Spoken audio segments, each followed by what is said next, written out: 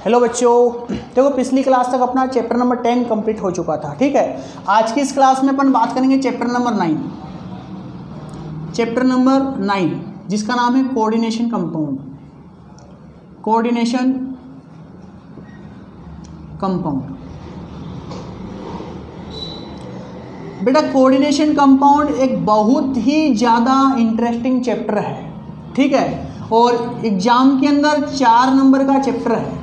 और एक चीज़ और याद रख लेना, इन फ्यूचर अगर आप 12th के बाद या 12th के साथ ही जेई या नीट की प्रिपरेशन कर रहे हो, है ना, तब इस कोऑर्डिनेशन कंपाउंड के अंदर से लगभग 4 से 5 क्वेश्चंस कोऑर्डिनेशन कंपाउंड में प्रिपरेशन अगर आप कर रहे हो नीट की जेई की, तो वहाँ पर आपको मिल जाएंगे 4 से या 5 क्वेश्चन। ठीक है ना, तो बहुत ही एक प्रकार से अपनी और इनऑर्गेनिक केमिस्ट्री का बहुत ही इंपॉर्टेंट चैप्टर है कोऑर्डिनेशन कंपाउंड, चैप्टर नंबर 9। अब देखो कोऑर्डिनेशन कंपाउंड होते क्या है, कोऑर्डिनेशन कंपाउंड दिखते कैसे हैं, कोऑर्डिनेशन कंपाउंड को अपन आइडेंटिफाई किस बेस पर करेंगे कि ये कोऑर्डिनेशन कंपाउंड है या कोऑर्डिनेशन कंपाउंड नहीं है।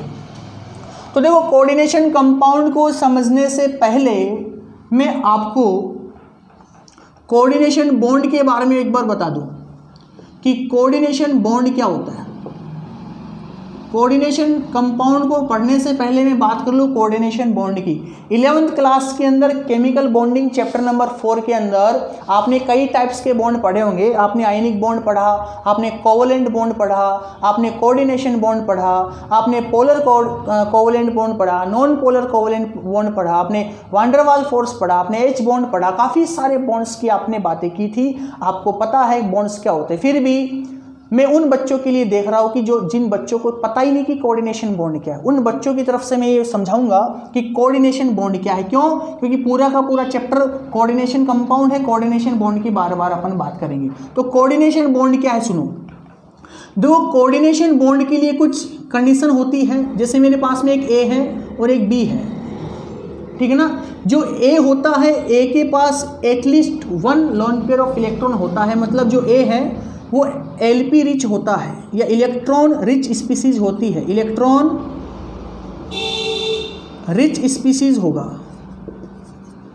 ए क्या होगा? इलेक्ट्रॉन रिच स्पीसीज होता है। और जो बी होता है, बी के पास में must be have at least 1 vacant orbital. जो बी होता है, बी के पास में कम से कम एक वैकेंट ऑर्बिटल होना चाहिए, या फिर इस बी का जो ऑक्टेट है, बी का ऑक्टेट इनकम्प्लीट होना चाहिए, कंप्लीट होना चाहिए। बी का जो ऑक्टेट है वो कैसा होना चाहिए? इनकम्प्लीट होना चाहिए, ऑक्टेट कंप्लीट नहीं होना चाहिए। अब आपको पता है कि अगर इस बी के पास वैकेंट ऑर्बिटल है या फिर इस बी का ऑर्बिटल ऑक्टेट कंप्लीट नहीं है, या तो बी के पास वैकेंट ऑर्बिटल है या फिर इसका ऑक्टेट कंप्लीट नहीं है, तो दोनों ही केस में इलेक्ट्रॉन लेने की कंडीशन में होता है। आपको पता है, जिसका ऑक्टेट कंप्लीट नहीं है तो वो एटम तो क्या करेगा? अपने ऑक्टेट को कंप्लीट करने के लिए इलेक्ट्रॉन गेन करेगा। और जिसके पास वैकेंट ऑर्बिटल है तो वैकेंट ऑर्बिटल वाला एटम भी इलेक्ट्रॉन लेने की कंडीशन में है। यस कि नो? भाई, जिसके पास वैकेंट ऑर्बिटल है वो तो इलेक्ट्रॉन ले ही सकता है। और आपको पता है, एक वैकेंट ऑर्बिटल में मैक्सिमम 2 इलेक्ट्रॉन्स आते हैं। तो अगर किसी भी एटम के पास में एक वैकेंट ऑर्बिटल है तो वो 2 इलेक्ट्रॉन ले सकता है। और आपको ये भी पता है कि 2 इलेक्ट्रॉन जो होते हैं, एक साथ 2 इलेक्ट्रॉन हैं और दोनों ही इलेक्ट्रॉन नॉन बॉन्डिंग इलेक्ट्रॉन है। दोनों ही इलेक्ट्रॉन कैसे हैं? नॉन बॉन्डिंग इलेक्ट्रॉन है, मतलब कि बॉन्डिंग में पार्टिसिपेट नहीं कर रहे हैं। तो अपन इसको क्या बोलते हैं? अपन इसको बोलते हैं इलेक्ट्रॉन पेयर। इन दोनों इलेक्ट्रॉन को अपन क्या बोलेंगे? इलेक्ट्रॉन पेयर बोलते हैं। और इलेक्ट्रॉन पेयर को अपन क्या बोलते हैं? एलपी बोलते हैं। ये तो आपको पता ही, इन चीज़ों का छोटी छोटी बातें हैं, ये पता है। आपको नहीं भी पता तो एक्स्ट्रा चीज़ें जितनी भी बताऊँ ना, मैं कॉपी के ऊपर अपने आप से नोट कर लिया करूँ इन चीज़ों को। ठीक है, अब सुनो, जैसे मान के चलिए जो बी है, इस बी के पास में वैकेंट ऑर्बिटल है या फिर बी का ऑक्टेट इनकम्प्लीट है, दोनों ही केस है। तो यहाँ से क्या होगा, देखो ये जो ए होगा, ये ए क्या करेगा, इसको अपना एलपी देगा। एलपी जैसे ही दिया इसने तो ए ने क्या किया, अपनी दोनों एलपी शेयर कर दी और क्या बन गया, बी के साथ में एक बॉन्ड बन गया। तो ये जो बॉन्ड बन रहा है, इस बॉन्ड को मैं एरो के साइन से दिखाऊंगा। क्यों, याद रखना, क्योंकि एक साथ दो एलपी को शेयर किया जा रहा है। जब एक साथ दो एलपी को शेयर किया जाता है तो जो बॉन्ड बनता है उसी बॉन्ड को अपन बोलते हैं कोऑर्डिनेशन बॉन्ड। उसी बॉन्ड को हम क्या बोलते हैं बेटा, कोऑर्डिनेशन बॉन्ड बोलते हैं। और कोऑर्डिनेशन बॉन्ड के लिए एक कंडीशन ये है और दूसरी कंडीशन ये है, दो कंडीशन होनी चाहिए। क्लियर है। और कोऑर्डिनेशन बॉन्ड को हमेशा एरो से दिखाते हैं और एरो उस तरफ दिखाएंगे जहाँ पर एलपी को शेयर किया जा रहा है। तो क्लियर हो गया कोऑर्डिनेशन बॉन्ड क्या होता है ना, ये इंपॉर्टेंट है। कोऑर्डिनेशन बॉन्ड होता क्या है, ठीक है। अब इसी कोऑर्डिनेशन बॉन्ड को मैं एक एग्जांपल के थ्रू आपको समझा दूँ। देखो ध्यान से, एग्जांपल से समझा तो इसी को।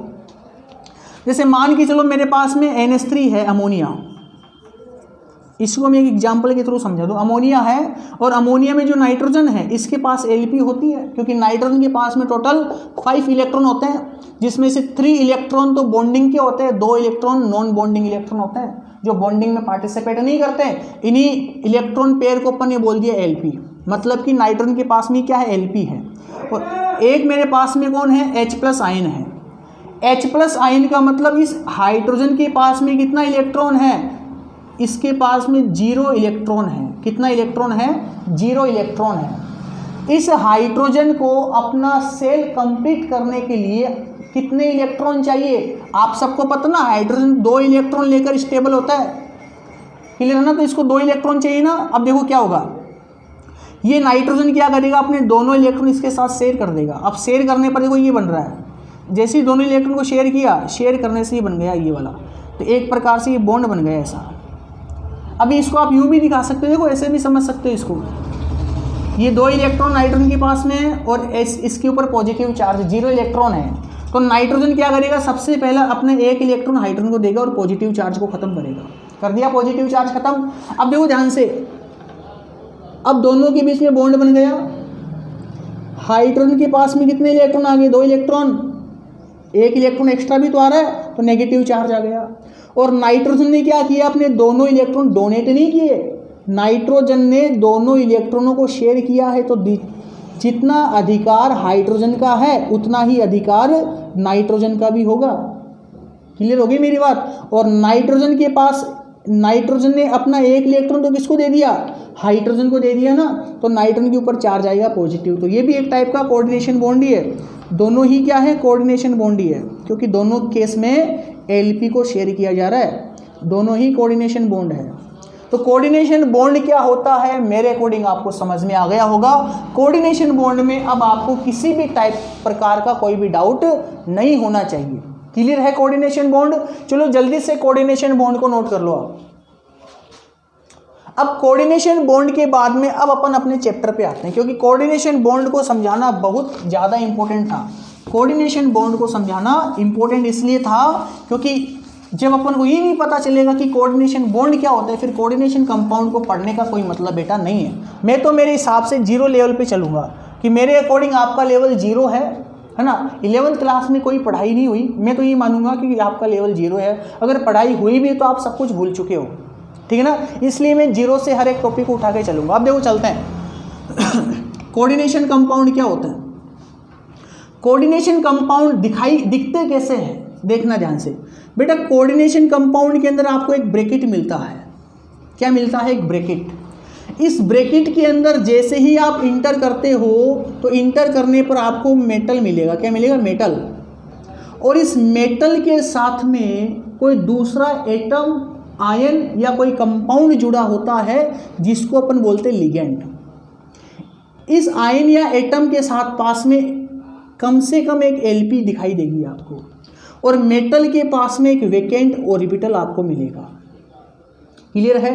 अब देखो इसके पास एलपी है, इसके पास वैकेंट ऑर्बिटल है, तो कौन से बॉन्ड बनने का केस हो रहा है, कोऑर्डिनेशन बॉन्ड। तो मेटल और लिगेंड के बीच में एक बॉन्ड बनता है जिसको अपन बोलते हैं कोऑर्डिनेशन बॉन्ड। ये जो ब्रैकेट आपको दिखाई दे रहा है, इस ब्रैकेट की इस तरफ, इस साइड में हमेशा आपको क्या मिलेगा, कोई कैटाइन मिलता है, कोई भी पॉजिटिव चार्ज स्पीसीज मिलती है, कोई कैटाइन मिलता है।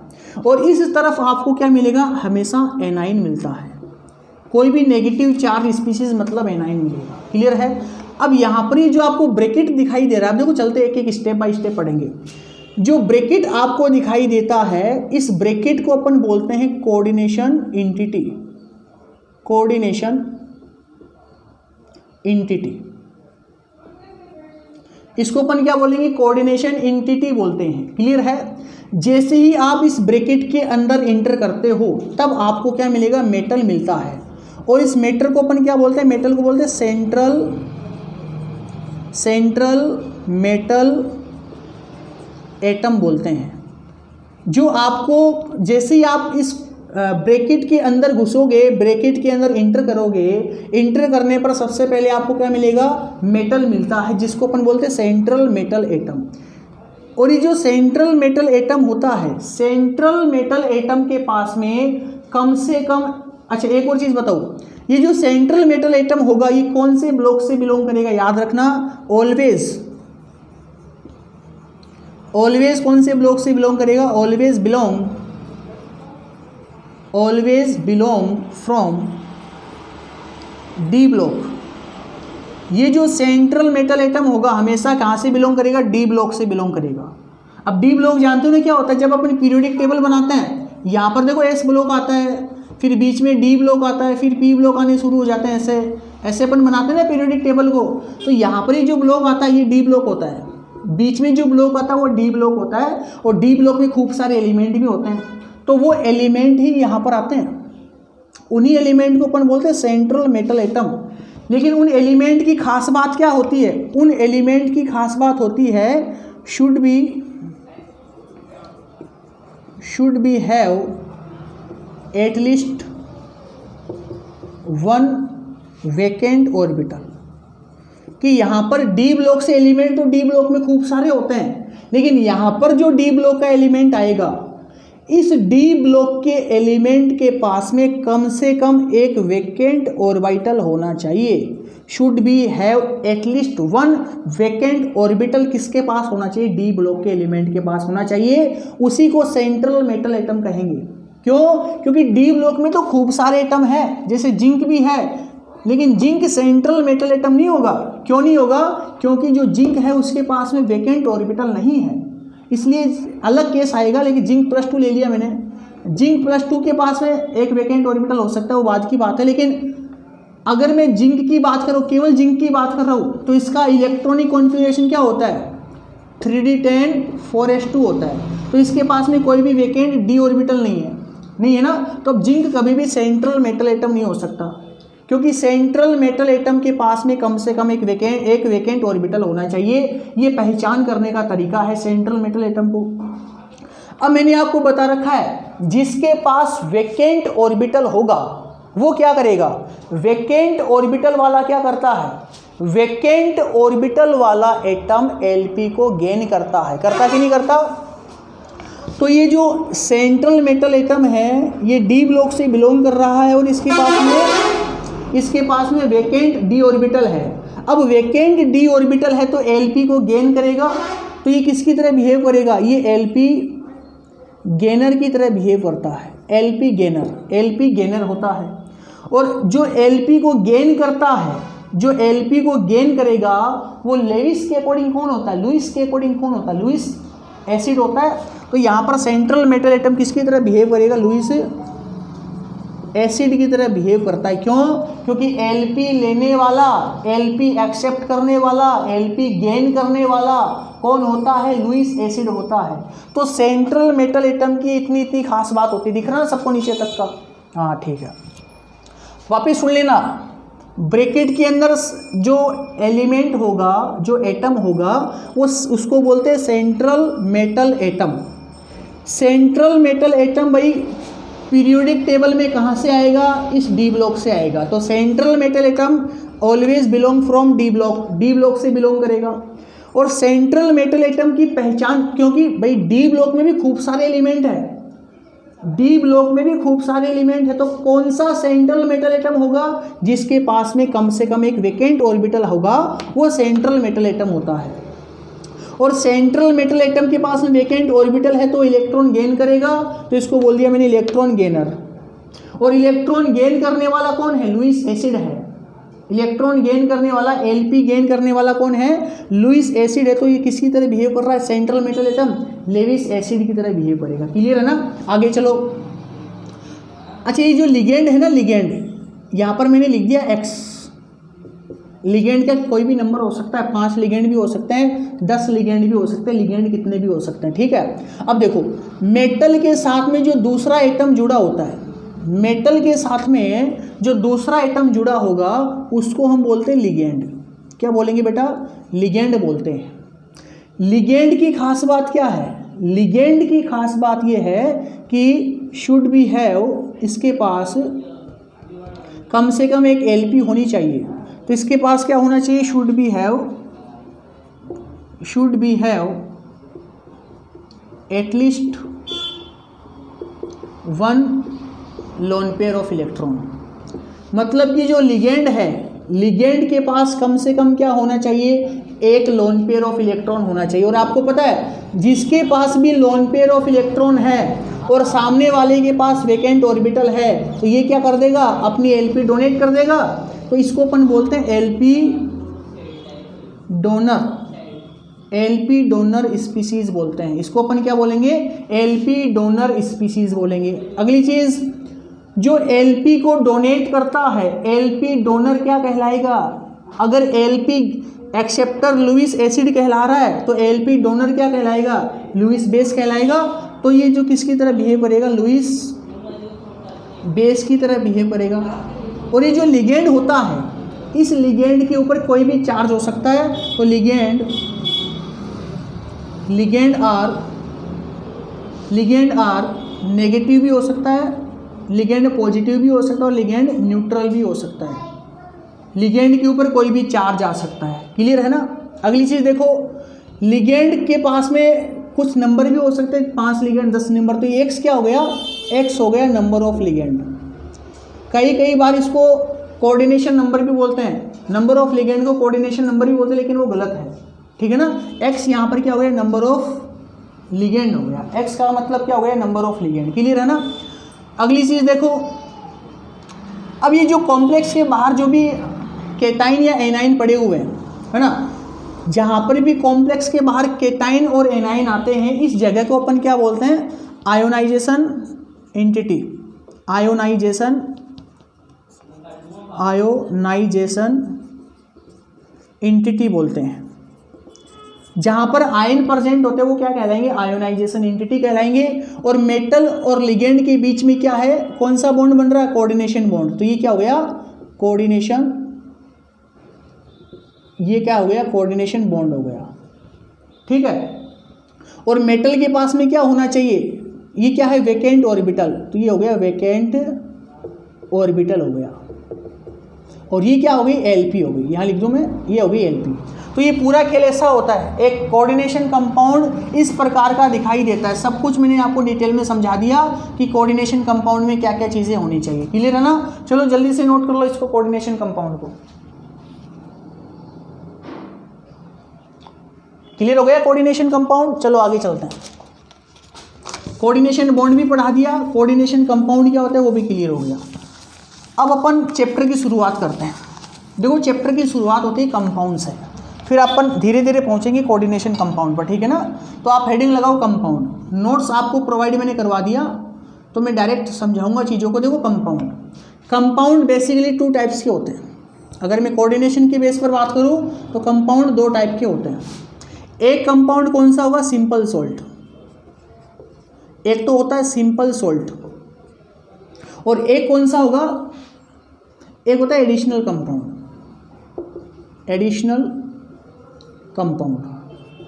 तो कंपाउंड बेसिकली 2 टाइप्स के होते हैं, एक तो सिंपल सोल्ट होगा और एक एडिशनल कंपाउंड होगा। अब एक चीज़ याद रखना, जब भी नाम आता है सोल्ट का, जब भी सोल्ट से रिलेटेड कोई नाम आ रहा है या सोल्ट का नाम आ रहा है, तो सोल्ट का जहाँ पर नाम आता है तब समझ जाना अपन किसकी बात कर रहे हैं? अपन बात करते हैं आयनिक कंपाउंड की। जहाँ पर भी सोल्ट का नाम आता है तब हम बात करते हैं आयनिक कंपाउंड की बात करते हैं। क्लियर है ना। तो सिंपल सॉल्ट मतलब किसकी बात करेंगे अपन, आयनिक कंपाउंड की बात करेंगे। अब देखो सिंपल सॉल्ट क्या होता है, सिंपल सॉल्ट का मतलब होता है ऐसे सॉल्ट जो वाटर के अंदर सिंपल केटाइन और सिंपल एनाइन देते हैं।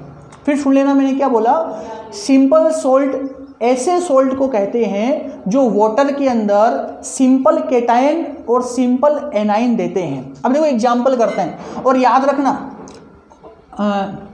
जनरली बता रहा हूँ, जनरली जितने भी आयनिक कंपाउंड है वो सिंपल सॉल्ट होते हैं। कुछ केस अलग आएंगे वो सिंपल सॉल्ट नहीं कहलाएंगे, उनकी अपन अलग से बात करेंगे, ठीक है ना। बेसिकली जितने भी आयनिक कंपाउंड होते हैं वो सिंपल सॉल्ट की तरह बिहेव करेंगे। और सिंपल सॉल्ट क्या होता है, ऐसे सॉल्ट जो वाटर में सिंपल केटाइन और सिंपल एनाइन देते हैं। अब देखो ध्यान से, मैंने एग्जाम्पल लिया जैसे NaCl का, NaCl को मैंने वाटर में डिजोल्व किया तो NaCl क्या देगा मेरे को, एक तो Na+ देगा और एक Cl- देगा।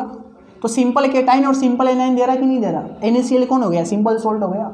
और देखो मैंने KCl को लिया, KCl किस में टूटा, K+ और Cl- में, ये भी क्या हो गया, सिंपल सॉल्ट हो गया।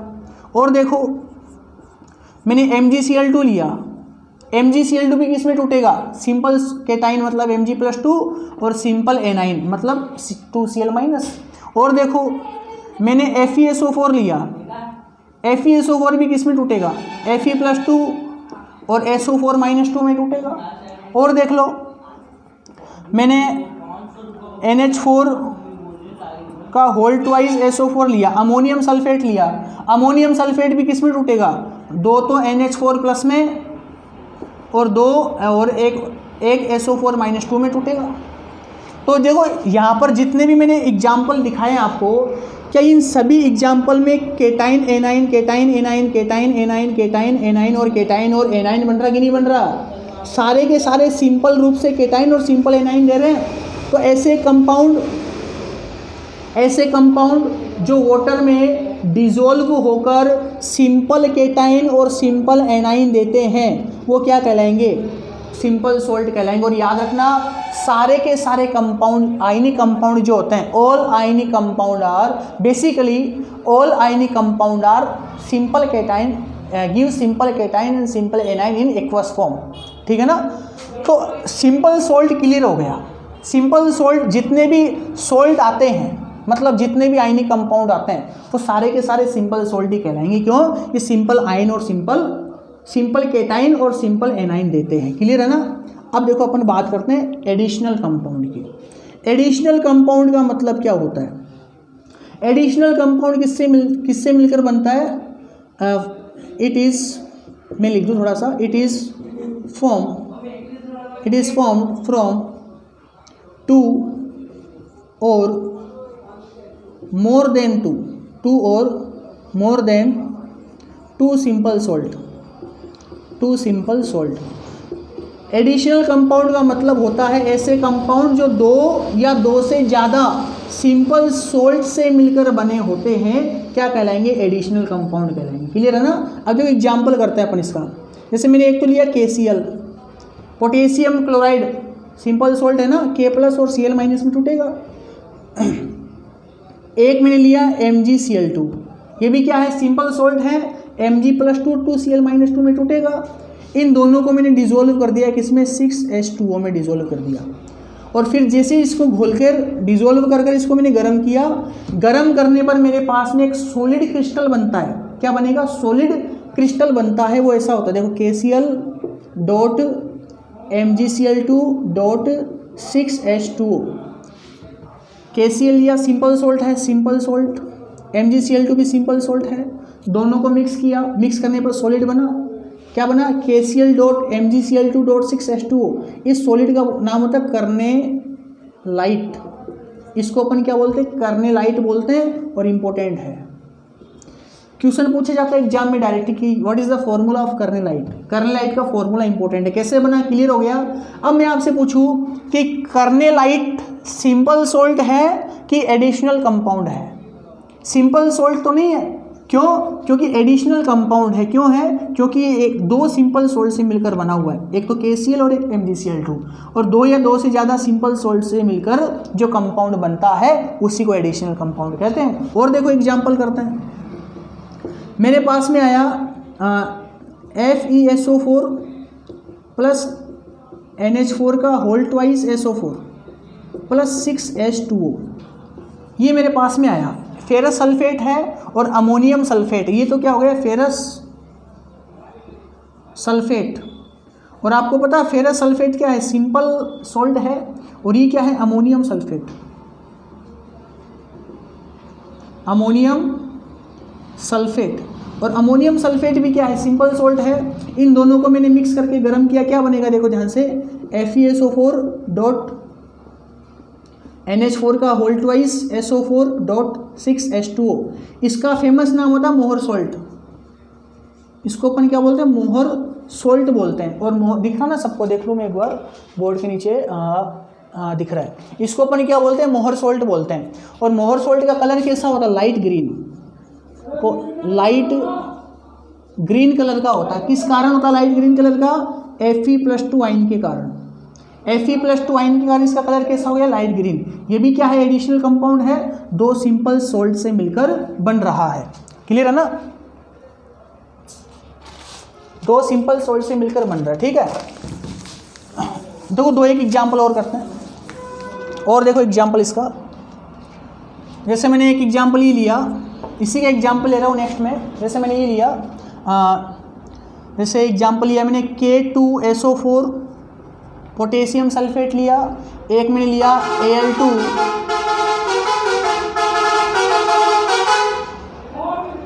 K2SO4 लिया, और एक लिया मैंने Al2SO4 का whole thrice. K2SO4 plus Al2SO4 का होल थ्राइस, साथ में मैंने लिया 24 मोल ऑफ H2O, ये मैंने ले लिया। ठीक है, और इसको मैंने हीट किया। हीट करने पर क्या बन रहा है, मेरे पास बना K2SO4 डॉट Al2SO4 का होल थ्राइस डॉट 24 H2O, ये मेरे पास में बना। इसका नाम क्या था, फेमस नाम है पोटास एलम। पोटास एलम फिट करी जानते हो ना, ये होता है वो potash alum. K2SO4 dot Al2SO4 का होल थ्राइस डॉट 24 H2O, तो ये एडिशनल कंपाउंड है। और देखो एडिशनल कंपाउंड का एक एग्जाम्पल और बता रहा हूँ मैं, और एग्जाम्पल देखो एडिशनल कंपाउंड का। जैसे मैंने लिया 4KCN potassium cyanide, simple salt है, और इस पोटेशियम साइनाइड की रिएक्शन मैंने किससे करवा दी, मैंने रिएक्शन करवा दी FeCN का होल ट्वाइस फेरस साइनाइड से। इसको भी मैंने हीट किया, और हीट करने पर देखो मेरे पास भी बनेगा K4, ये थोड़ा अलग कॉम्प्लेक्स बनेगा, आप पहचान जाओगे देखते ही क्या बन रहा है, K4Fe। देखो साइनाइड कितने हैं, 4 तो ही रहे और 2 ही, टोटल 6 साइनाइड है, तो CN का होल 6 ये बन रहा है ना। देखो 4 तो पोटेशियम, 6 साइनाइड और एक फेरस हो गया। इसका नाम ये क्या बना, देखते ही बता दो। देखो बाहर तो केटाइन है, फिर ब्रैकेट आ रहा है, ब्रैकेट के अंदर डी ब्लॉक एलिमेंट आ रहा है, तो कौन सा कॉम्प्लेक्स हो गया, कोऑर्डिनेशन कंपाउंड हुआ कि नहीं हुआ। इसका नाम होता है पोटेशियम, नोमेनकल्चर सिखा दूंगा इनके आगे के टॉपिक में, ठीक है ना। पोटेशियम आप एक साथ लिखोगे नाम को, hexacyano, potassium hexacyanoferrate second, इसका यूपीसी नेम है potassium hexacyanoferrate second. Clear है ना, तो ये सारे के सारे किसके एग्जाम्पल हो गए, एडिशनल कंपाउंड के एग्जाम्पल हो गए। चलो नोट करो इनको, एडिशनल कंपाउंड को। क्लियर है, चलो 2 मिनट का और है एडिशनल कंपाउंड के अंदर, इसको ख़त्म करते हैं बाद में। अब जो एडिशनल कंपाउंड को अपन फर्दर दो टाइप्स में डिवाइड करते हैं। एडिशनल कंपाउंड को वापस अपन 2 टाइप्स में डिवाइड करेंगे, ठीक है। तो जो एडिशनल कंपाउंड होते हैं, एडिशनल कंपाउंड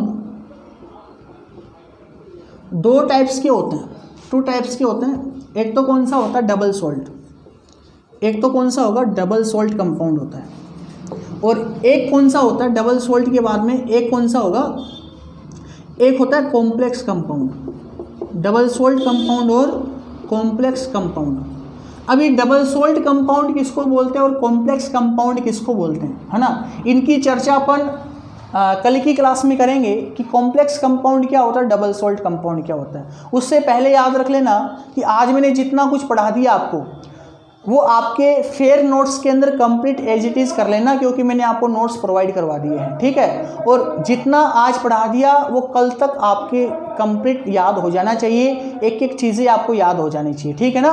तो कल की क्लास में अपन एडिशनल कंपाउंड के टाइप्स की बात करेंगे, टाइप्स ऑफ एडिशनल कंपाउंड, और यहाँ से इंपॉर्टेंट टॉपिक बनता है डिफरेंस, पूछता है कि what is the difference between double salt compound and complex compound. इसकी चर्चा करेंगे अपन अगली क्लास में। तब तक के लिए थैंक यू सो मच।